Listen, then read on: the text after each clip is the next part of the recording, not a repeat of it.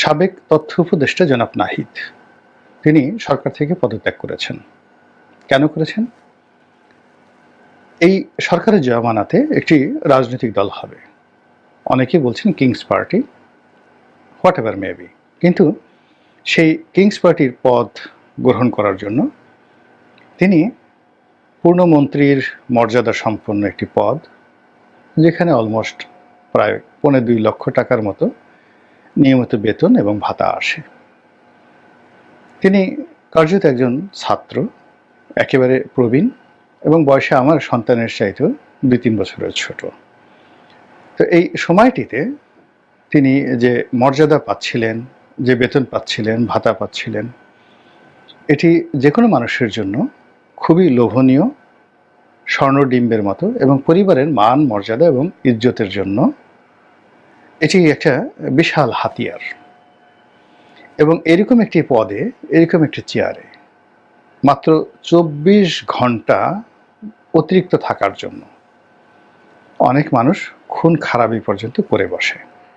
অর্থাৎ বড় একটি পদপদবিতে আছেন, আপনার আজকের দিন হলো শেষ দিন। কিন্তু যদি আপনার কাছে অপশন দেওয়া হয় যে আগামী আরও 24 ঘন্টা আপনি এরকম একটা লোভনীয় পদে থাকতে পারবেন, বিনিময়ে গোপনে কয়েকজনকে খুন করতে হবে, আরও অপকর্ম করতে হবে, এই সমাজে বহু লোক পাবেন যে শত শত মানুষকে খুন করে হলো 24 ঘন্টার জন্য একটি পদ তারা আঁকড়ে ধরবেন। তো সেই রকম একটি লোভনীয় পদ স্বেচ্ছায় ত্যাগ করে রাজনীতির মতো একটি ঝুঁকিময়, অনিশ্চিত এবং একটি যাকে বলা হয় যেখানে পদে পদে বিপদ এবং বিপত্তি, দুর্নাম এবং বদনাম, এরকম একটি জায়গাতে তিনি যে এলেন, এটি আমি এই বাংলায় আগে কখনো দেখিনি। ফলে তিনি সফল হবেন কি হবেন না, তিনি ভালো না মন্দ, তিনি কি করেছেন বা না করেছেন, ডাজ নট ম্যাটার। এই মুহূর্তে কেবলমাত্র উপদেষ্টার এই পদ ছেড়ে আজকের এই জায়গাটাতে তিনি এসেছেন। এজন্য বাঙালি জাতি হিসাবে আপনাকে ধন্যবাদ তাকে দিতেই হবে, এর দ্বিতীয় নজির নেই। আপনি ওয়ার্ড আওয়ামী লীগের একটা সেক্রেটারি কিংবা ছাত্রদলের যে কোনো একটা কলেজ শাখার দপ্তর সম্পাদক খুন করে ফেলেন, দেখেন সে পদ ছাড়ে কিনা। মন্ত্রী এমপির কথা তো বাদ দিলাম। তো সেখানে এই ভদ্রলোক তিনি রাজনীতি করতে এসেছেন, আর এই রাজনীতি করার এই সময়টিতে তাকে নিয়ে বিভিন্ন মহল নানা রকম, যাকে বলা হয় তথ্য বিকৃতি, নানা রকম অপপ্রচার, আপনি সেটাকে প্রচার বলেন, সত্য মিথ্যা এখন যাচাই করার বিষয় নয়, কিন্তু যে বিষয়গুলো বলার চেষ্টা করছেন যে তিনি এই কয়দিন ক্ষমতায় ছিলেন এবং প্রায় 1000 কোটি টাকা তিনি লোপাট করেছেন, একেবারে ব্যানার বানিয়ে পুরো সামাজিক মাধ্যমে রীতিমতো তাণ্ডব চালানো হচ্ছে। 2 নম্বর হলো যে কি একটা আছে ক্রিপ্টোকারেন্সি, সেই ক্রিপ্টোকারেন্সির গোপন অ্যাকাউন্ট থাকে, সেই অ্যাকাউন্ট কারা কারা নাকি খুঁজে পেয়েছে, সেই অ্যাকাউন্টে তার শত শত কোটি টাকা রয়েছে মিস্টার নাহিদের, বদনাম। তারপর নাহিদের আব্বা, তিনি রামপুরার একজন সাধারণ স্কুল শিক্ষক, তিনি নাকি এই সময়টিতে সেই কত কোটি টাকা মূল্যের, 10 কোটি টাকা না 8 কোটি টাকা মূল্যের একটা বাড়ি তিনি ক্রয় করেছেন। এটা নিয়ে প্রচার চলছে, অপপ্রচার চলছে, প্রোপাগান্ডা চলছে। আর এক গ্রুপ বলার চেষ্টা করছে যে তিনি এই নাহিদের ক্ষমতাকে ব্যবহার করে সেখানে তিনি চাঁদাবাজি থেকে শুরু করে সব কিছু তিনি নিয়ন্ত্রণে নিয়ে নিয়েছেন এবং এই সময়ের মধ্যে সর্বনাশ করে ছেড়েছেন দেশ কাল জাতির। এখন আমাদের সমস্যা হলো কি, যে আমরা কেউ যারা আর্ত, আঘাতপ্রাপ্ত, আর্ত বলা হয় আঘাতপ্রাপ্তকে, তো আর্তের যে আরতি, চিৎকার, কান্না, আমরা এটা শুনতে পাই না বা শুনতে পছন্দ করি না। আমরা কেউ নাহিদের সঙ্গে কথা বলবো না, তার বাবার সঙ্গে কথা বলবো না, আমরা কেউ রামপুরা যাব না, আমরা কেউ খোঁজ খবর নেব না। আমরা শুধু ওই যে গুজবগুলো রয়েছে, সেই গুজবগুলো আমি যেই রকম মানুষ, সেই রকম একটা ক্যানভাসে ফেলে বা সেই রকম একটা আয়নার উপরে আমার নিজের প্রতিচ্ছবি আমি যেভাবে দেখি ওভাবে নাহিদকে বা তার আব্বাকে বসিয়ে আমরা কল্পনা করছি। আর আমরা বলছি, যারা মন্দ লোক তারা বলছি, ছি ছি ছি, মানুষ এত খারাপ হয়, এত অবলা, এত কচি বয়স, এত অল্প বয়স, এই বয়সে মানুষ এত অপকর্ম করে, পুরো জীবন যার বাকি রয়েছে, শুরুতেই তার এমন অবস্থা, ভবিষ্যতে যদি ক্ষমতা পায় এ তো পুরো বঙ্গোপসাগর সহ গিলে খাবে। লানত হোক এর প্রতি। আর আফসোস, ওর কেন হলো, আমার কেন হলো না, আমার কি ওর চেয়ে কম যোগ্যতা, ও তো আমার জুতো টানার উপযুক্ত নয়। এই সকল কথাবার্তা বলে আমাদের সমাজের একটা বিরাট অংশ নিজেদের যে বিকৃত রুচি, বিকৃত চিন্তা, আমরা এটা নাহিদের উপর ঢেলে দিচ্ছি। এই গেল এক। আর নাহিদকে যারা ভালো মানুষ মনে করছেন তারা প্রায়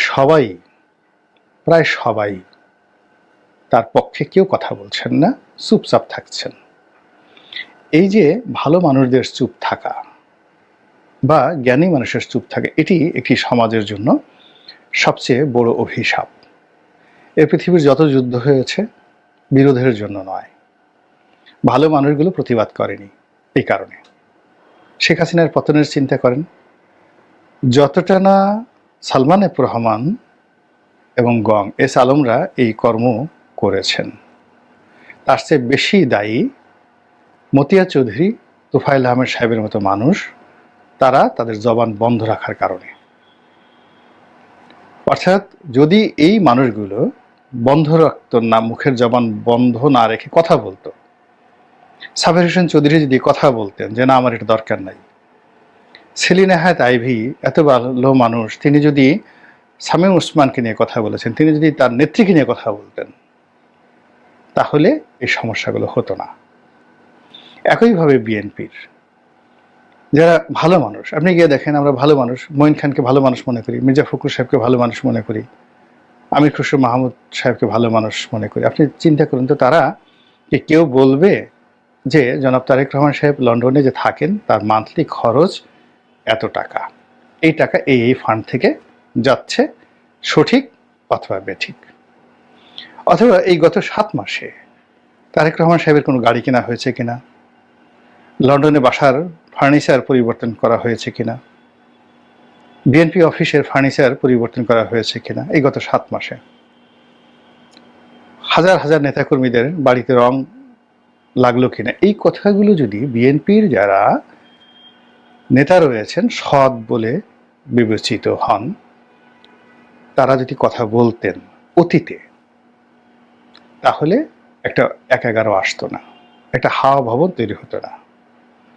আবার এখন যে ঘটনাগুলো ঘটছে, সবাই তেলের বোতল নিয়ে যেভাবে এগুচ্ছেন, যে মানুষগুলো কবরে যাওয়ার জন্য রীতিমতো ব্যাপক প্রস্তুতি নিয়ে নিচ্ছিল, তারা এখন রীতিমতো তলোয়ার হাতে ঘুরে বেড়াচ্ছে। তো এইরকম তলোয়ার হাতে, এক হাতে তলোয়ার আর এক হাতে মানে কি বলবো, ক্যাস্টর অয়েল, মানে তেল মালিশ করার জন্য, পিচ্ছিল সবচেয়ে তেল, সেই তেল মালিশ করার জন্য তারা ঘুরে বেড়াচ্ছে। তারেক রহমান সাহেব থেকে শুরু করে দলের যারা শীর্ষ নেতৃবৃন্দ রয়েছেন তাদেরকে ফ্ল্যাটারিং করার জন্য যে সকল শব্দ ব্যবহার করা হচ্ছে, স্বয়ং যার পক্ষে বলা হচ্ছে সে নিজে নাউজুবিল্লাহ বলতে বাধ্য হচ্ছে। এর চেয়ে লজ্জাকর, মানে ওই যে সকল নেতা, মানে যারা এই যেটা বলছিলাম যে এখনো এই সময়টিতে যারা রাজনীতিতে আসছেন, এখন নাহিদ এই অল্প সময়ের মধ্যে 7 মাসের মধ্যে তিনি কয় টাকা উপার্জন করেছেন, কি করেছেন, তিনি তার একটা ব্যাংক স্টেটমেন্ট দিয়েছেন। আপনি আমরা যারা আছেন, কথা বলার আগে আমাদের কাছে তথ্য থাকতে হবে যে এটা তার একটা ব্যাংক অ্যাকাউন্ট, তার আরো 10টা ব্যাংক অ্যাকাউন্ট রয়েছে, এবং এটা বের করা ওয়ান টুর বিষয়। সেটি বের না করা পর্যন্ত এই ধরনের গুজব শোনা, বলা, প্রচার করা কবিরা গুনাহ। এই গেল একটা বক্তব্য। ২ নম্বরে যেটা আছে সেটা হলো যে তার শরীর নিয়ে কথা হচ্ছে যে এই যাকে বলা হয় উপদেষ্টা হওয়ার আগে তার শরীর এরকম ছিল, উপদেষ্টা হওয়ার পর সে কেন মোটা হলো। প্রথমত হলো যে যেহেতু উপদেষ্টা হয়েছেন, চেয়ারে বসেছেন, পরিশ্রম কম হয়েছে, এই কারণে যে কোনো মানুষ এটা ফিজিক্যালি বায়োলজিক্যালি এই ঘটনা সবার ক্ষেত্রে ঘটবে। আপনি এখানে যদি অন্য যে কোনো একটা প্রাণীকে বসিয়ে দেন তার মধ্যেও মেদ জমে যাবে, স্বাভাবিক ব্যাপার। ১। ২ নম্বর যেটা আছে সেটা খুবই মর্মান্তিক। সেই মর্মান্তিক হলো যে যাদের উপর শারীরিক নির্যাতন করা হয়, খুব সিভিয়ার নির্যাতন করা হয়, সেই নির্যাতনের পরে অটোমেটিক তাদের শরীর ফুলে যায়, ভীষণ রকমভাবে ফুলে যায়। এখন ওই যে ডিবি হারুনের অফিসে নিয়ে ভাত খাওয়ার কথা বলে যাদেরকে পেটানো হয়েছে তার মধ্যে এই নাহিদও আছেন, এবং বেদম প্রহার করা হয়েছে, টানিয়ে বেদম প্রহার করা হয়েছে, এবং এই কারণে ফিজিক্যালি তার শরীর মোটা হয়ে যাবে, এটা একেবারে ১০০-তে ১০০, এবং এটা নিয়ন্ত্রণ করা যাবে না, এবং এই দায়, মোটা হওয়ার দায় তাকে মৃত্যু পর্যন্ত বহন করতে হবে। তো এখন একজন লোক পিটুনি খেয়ে তার হাড্ডির প্রত্যেকটি স্তরে স্তরে রক্ত জমাট বেঁধে গেছে, তার অনেকগুলো কোষ ভেঙে গেছে, নতুন কোষ তৈরি হয়নি, তার অনেকগুলো পেশি অচল হয়ে পড়েছে, এবং সেই অচল পেশির জায়গাগুলোতে মেডিকেল সায়েন্স অনুযায়ী সেখানে যে কর্মকাণ্ড ঘটে, সেই কর্মকাণ্ড না ঘটার কারণে সেখানে মেদ জমে গেছে। যদি এই ঘটনা হয়, আর আপনার আমার মতো যারা অশিক্ষিত মানুষ আমরা সেটাকে মনে করছি যে ওর এত মাংস হলো কি করে, ওর এত মেদ হলো কি করে, বলেন তো কিয়ামতে কি খুব বেশি মানে দেরি আছে? তো এই যে একজন যুবক, তার বয়স কত হবে? ২৫ বছর, ২৬ বছর, নট মোর দেন দ্যাট। ২৬ বছরের একজন যুবক, তিনি একটা আন্দোলন করলেন, তিনি একটা নেতা হলেন, একটা ক্ষমতার চেয়ারে বসলেন, সেখান থেকে ছেড়ে আবার তিনি একটা রাজনৈতিক দল গঠন করতে এলেন। তারপরে তিনি আপনাদেরকে চ্যালেঞ্জ জানিয়ে তিনি ব্যাংক হিসাব দিলেন। তারপর তিনি যাকে বলা হয়